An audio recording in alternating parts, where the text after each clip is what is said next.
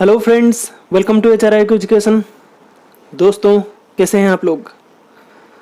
The most awaited industrial relations MCQs का जो PDF जिसका आप सब लोगों का इंतज़ार था, वो PDF का लिंक यहाँ पे डिस्क्रिप्शन में है, आप लोग उससे डाउनलोड कर सकते हैं। इस PDF इज़ आउट। सो इस वीडियो में हम देखेंगे कि इस PDF का प्राइस क्या है और ये कौन से एग्जाम्स में आपका हेल्पफुल रहेगा। साथ ही साथ कुछ डेमो क्वेश्चंस भी यहाँ पे प्रोवाइड किया गया है। तो दोस्तों, ये जो PDF है ये आपका UPSC EPFO के एग्जाम्स, UGC नेट का जो कोड 55 का एग्जाम्स होता है लेबर वेलफेयर का, वहाँ पे वास्टली यूज़ किया जाता है इंडस्ट्रियल रिलेशंस के क्वेश्चंस। साथ ही साथ जो IBPS स्पेशलिस्ट ऑफिसर का HR का एग्ज़ाम होता है, हर साल ये होता है। और PSU लेवल में जो भी HR का रिक्रूटमेंट का एग्ज़ाम्स होता है, ये तो साल भर चलता रहता है। तो ये सारे एग्ज़ाम्स में ये इंडस्ट्रियल रिलेशन से आपका बहुत सारे क्वेश्चंस आपका आता है। और इन सारे एग्जाम्स में, कोई भी एग्जाम्स में, अगर रिक्रूटमेंट एग्जाम में आपका इंटरव्यू भी होता है तो इंटरव्यू में भी IR के क्वेश्चंस पूछे जाते हैं नॉर्मली। तो वो सारे क्वेश्चंस इस PDF में इंक्लूड किया गया है। इंडस्ट्रियल रिलेशंस के सारे चैप्टर्स यहाँ पे इंक्लूड किए गए हैं। चुनिंदे क्वेश्चंस यहाँ पे दिया गया है। तो बहुत ही केयरफुली मैंने इसको बनाया है। जो भी एग्जाम्स अभी कंडक्ट हो रहा है उसी एग्जाम्स के बेस को लेकर, उसी एग्जाम्स के लेवल को देखकर ये सारे क्वेश्चंस यहाँ पे फ्रेम किया गया है। तो दोस्तों, ये जो इंडस्ट्रियल रिलेशंस का PDF है, इसका प्राइस हमने सेट किया है ₹399। ठीक है, ₹399 आपको देना पड़ेगा इस PDF को पाने के लिए। तो दोस्तों, अगर आप देखोगे तो आप तो 399 से भी ज़्यादा भी रुपीज़ का आप रिचार्ज भी कर देते हो। ठीक है, वो खैर वो अलग बात है। पर ये जो PDF है ये आपका ये सारे एग्जाम्स में हेल्पफुल रहेगा। इंडस्ट्रियल रिलेशंस आपका कभी भी चेंज नहीं होने वाला। आज भी जो एग्जाम्स दे रहा है, 5 साल के बाद जो भी ये सारे एग्जाम्स देगा, वहाँ पे भी इस PDF से ही क्वेश्चंस आएगा। क्योंकि IR आपका कभी चेंज नहीं होने वाला, हिस्टोरिकल ही ये रहता है, हिस्टोरिकल डाटा यहाँ पे प्रोवाइड किया जाता है। तो IR इंडस्ट्रियल रिलेशंस आपका कभी चेंज होने नहीं वाला। ठीक है, तो जो मैंने लेबर लॉज के जो MCQ सीरीज आपको प्रोवाइड किए थे, वो उसका प्राइस था आपका ₹226। तो इन दोनों का एक कॉम्बो भी दिया गया है। जो नए लोग जो खरीदेंगे, कोई भी अगर IR और लेबर लॉ को मतलब लेबर लॉ अगर कोई खरीदा नहीं है अभी तक, और ये अगर आपको खरीदना भी है, अगर आप चाहें तो दो भी एक साथ खरीद सकते हैं। तो उसका एक कंबाइन PDF भी दिया गया है। उसका प्राइस हमने रखा है ₹561। अगर सेपरेटली आप खरीदेंगे तो यहाँ पे ₹625 लगभग आपका आ जाएगा। तो ये ऑफर आपके लिए है। तो ₹561 में आप दोनों का कॉम्बो यहाँ पे खरीद सकते हैं। तो दोस्तों, ये जो 399 और ₹561 जो यहाँ पे दिया गया है, यह आपका डिस्काउंटेड प्राइस है। ठीक है, आगे ये बढ़ेगा क्योंकि कोविड सिचुएशन अभी है।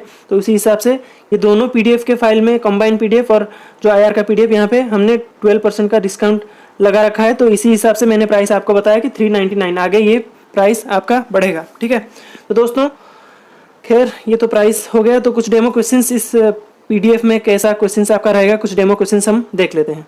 दोस्तों, क्वेश्चंस को शुरू करने से पहले मैं आपको एक बात बताना चाहूँगा PDF के बारे में। ये जो PDF है ये आपका पावर पॉइंट में बनाया नहीं गया है। तो इसी हिसाब से आपको प्रिंट आउट निकालने में बहुत ही आसान होगा, बहुत ही कम खर्चा लगेगा। आप अगर चाहें तो प्रिंट आउट निकाल सकते हैं, क्योंकि एक पेज में आपका 5 से लेकर 7-8 क्वेश्चंस एक पेज में आपका होगा। तो बहुत ही ईजिली आप इसका प्रिंट आउट निकाल सकते हैं। ठीक है, तो ये आपका एक बेनिफिशियल पॉइंट है इस PDF का। तो नेक्स्ट आपका शुरू करते हैं। Question number 1, Which is the correct sequence of stages to pass through for becoming a successful trade union? तो एक सक्सेसफुल ट्रेड यूनियन होने के लिए कौन से स्टेज को पास करना पड़ेगा initially. So this are the options here and the correct answer will be, first it will be the outright suppression, then it will be the limited tolerance, then the general recognition happens. So option A is the correct answer here. Then the next question, तो ये दो columns को match करने के लिए question है। तो first column में आपका है ट्रेड यूनियंस, दूसरे कॉलम में आपका है पॉलिटिकल पार्टीज। तो कौन से ट्रेड यूनियन कौन से पॉलिटिकल पार्टीज के साथ एफिलिएटेड है या फिर लिंक है। तो Indian national trade union Congress INTUC, यह आपका इंडियन नेशनल कांग्रेस के साथ एफिलिएटेड है। All India trade union Congress जो AITUC, यह आपका एफिलिएटेड है कम्युनिस्ट पार्टी के साथ। और भारतीय मजदूर संघ BMS, यह आपका एफिलिएटेड है भारतीय जनता पार्टी के साथ। तो इसी हिसाब से कौन से ऑप्शन आपका सही आंसर है। फर्स्ट इज I, मतलब I का ऑप्शन A के साथ रहेगा, और डबल I यहाँ पे रहेगा C। तो यहाँ पे option C is the correct answer. ठीक है, then the next question, the trade union movement in the US and great Britain was moved from. तो US और ग्रेट ब्रिटेन में जो ट्रेड यूनियन मूवमेंट कौन से स्टेज से लेकर कौन से स्टेज तक यहाँ पे मूव हुआ था। इंडिया में उसका ऑपोजिट हुआ था। तो यूएस और ग्रेट ब्रिटेन में यहाँ पर क्राफ्ट यूनियनिज्म से इंडस्ट्रियल यूनियनिज्म में मूव हुआ था, इंडिया में इंडस्ट्रियल से क्राफ्ट को मूव हुआ था। ठीक है, तो नेक्स्ट आपका है which of the following won't be included under the trade union movement of Great Britain during 1880 to 1899। तो इस फेज के अंदर कौन सा ये इंक्लूड नहीं होगा? तो अगर आप सही तरीके से देखोगे तो ऑप्शन ए जो आपका है efforts at the formation of national organisation, ये इस स्टेज में इंक्लूड नहीं होगा, बाकी तीनों यहाँ पे इंक्लूड होगा। So the next question is the journal Deenbandhu was published by. तो कौन से ट्रेड यूनियन जो है ये आपका दीनबंधु जो जर्नल है इसको पब्लिश किया था? तो अगर आप देखोगे इसका आंसर आपका हो जाएगा बॉम्बे मिल हैंड्स एसोसिएशन, ये आपका एक जर्नल पब्लिश किया था दीनबंधु। ठीक है, then the next question, the first split in the AITUC was seen in its 10th session in 1929. However, who was elected as its president in that session, which was held at Nagpur? तो 1929 में एक session हुआ था all India trade union Congress का नागपुर में, तो ये इसका 10th सेशन था। तो उसी सेशन में ये all India trade union Congress का स्प्लिट हुआ था। ठीक है, तो उस सेशन में प्रेसिडेंट कौन यहाँ पे इलेक्ट किया गया था? So the correct answer will be Subhash Chandra Bose. तो सुभाष चंद्र बोस जी को यहाँ पे उस सेशन में आईआईटीयूसी का प्रेसिडेंट के रूप में इलेक्ट किया गया था। So the next question, which of the following unions और associations evolved a formula of adjusting dearness allowance in accordance with rise in prices which was adopted by many employers during the second world war। तो second world war के तहत बहुत सारे employers ने dearness allowance को adjust करने के लिए एक फार्मूला यूज़ किया था। तो वो कौन से यूनियन ने उस फार्मूला को यहाँ पे पहले इवॉल्व किया था, कौन सी यूनियन? तो ऑप्शन ए यहाँ पे आपका करेक्ट आंसर हो जाएगा the mill owners association Bombay. ठीक है, then the next question, the industrial truce resolution to prevent industrial disputes was adopted by. तो यहाँ पे कौन सा कॉन्फ्रेंस जो इंडस्ट्रियल कॉन्फ्रेंस हुआ था, कौन से साल में इंडस्ट्रियल ट्रूस रिजोल्यूशन को अडॉप्ट किया गया था? तो 1947 का जो इंडस्ट्रियल कॉन्फ्रेंस हुआ था उस कॉन्फ्रेंस में आपका इंडस्ट्रियल ट्रूस रिजोल्यूशन को अडॉप्ट किया गया था इंडस्ट्रियल डिस्प्यूट्स को प्रिवेंट करने के लिए। Then the next question, which of the following was not to be the exclusive monopoly of the central government under the first industrial policy resolution? तो first industrial policy resolution जब लाया गया था उसके अंडर सेंट्रल गवर्नमेंट का कौन से नीचे जो दिया गया है कौन से फील्ड में एक्सक्लूसिव मोनोपोली नहीं होगा, मतलब यहाँ पे स्टेट गवर्नमेंट का भी पार्टिसिपेशन होगा। तो ये आपका करेक्ट आंसर हो जाएगा आयरन एंड स्टील केस में सेंट्रल गवर्नमेंट का एक्सक्लूसिव मोनोपोली नहीं होगा। बाकी जो तीनों दिया गया है arms and ammunitions, atomic energy, post and telegraph, ये सारे चीज़ों में आपका सेंट्रल गवर्नमेंट का एक्सक्लूसिव मोनोपोली होगा। ये आपका फर्स्ट इंडस्ट्रियल पॉलिसी रिजोल्यूशन के अंडर ये हुआ था।